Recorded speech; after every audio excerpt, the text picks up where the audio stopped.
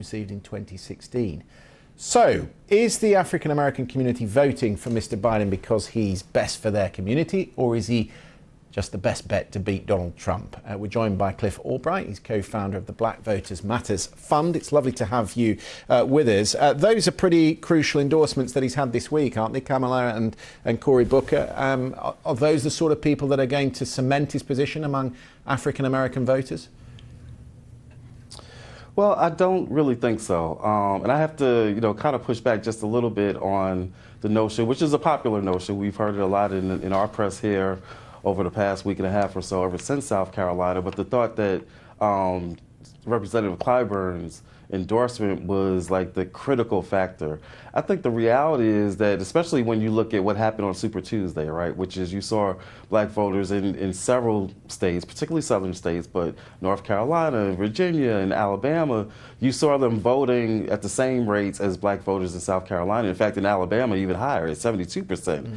And so the question is whether Representative Clyburn's endorsement had that kind of sweeping impact so that it influenced folks in Alabama who, frankly, have never heard of him, or if in reality, if his endorsement and the results in South Carolina were more a reflection of something that existed already with black voters in many states already. In other words, that black voters were already supporting Joe Biden at 60, 65, 70%. And James Clyburn's endorsement was more of a reflection of that rather than a driving factor in that. So I think there's a lot to, that will still leaves to be determined. But I don't think that the endorsements of whether it's Booker or Kamala are going to be like that decisive. I think black voters already, and for some time now, have been of a certain mind in regards to their support for Joe Biden, although not for the issues that I would like to see black voters picking our candidates on. We talked in the last few minutes about his voting record on Social Security. During the debate season in the summer, he was attacked by Kamala Harris, actually, about his opposition initially to student busing, which was used in America to end school segregation. And then he was criticised for voting with segregationists. Did any of that in any way tarnish the way he was seen by African American voters?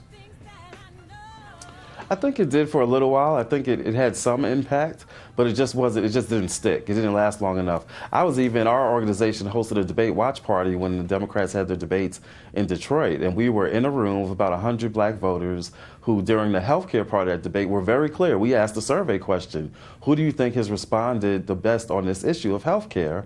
And by far and away at that time, it was Bernie and Elizabeth Warren that got the most support on that issue. And like you said, you see the same thing on Social Security. You see the same thing on a range of other issues. But once you get past the issues and you ask them who they support, it still is with Joe Biden, because the driving factor is really this issue of electability. And as long as that is the primary concern for black voters, that we're more concerned about who can beat Donald Trump than who best represents our issues today in this primary, as long as that's the driving factor, Joe Biden right now gets the benefit of that. So he gains the benefit. So it goes back to kind of where we were at the start of the Democratic campaign, really, which is who can beat Donald Trump. For a while, everyone was kind of looking at the kind of other moderates in the lineup and other candidates to see what they had to offer. But you think it's their comfort level with Joe Biden on that electability question that really is behind his success? Yeah, no doubt. We know that it's not the issues. We know that on issue after issue, black voters are to the left of Joe Biden. And we know that even when you look at Bernie Sanders compared to, say, Elizabeth Warren spoke most directly to many of these issues, even more so than some of the black candidates that were in the race. But again, it just didn't stick, because the driving question that black voters have when we look at these candidates, we're asking, and it's really coming from a place of fear that we've got to be honest with, not an irrational fear, but fear nonetheless. Some people call it pragmatism. But the driving question is, which of these candidates do we see other white folks being willing to vote for? And it wasn't going to be one of the black candidates, and it wasn't one of the female candidates. And right now it's not Bernie Sanders, but folks are looking at Joe Biden and feeling that he's most electable. And then you've got the Obama factor. Chris, all right.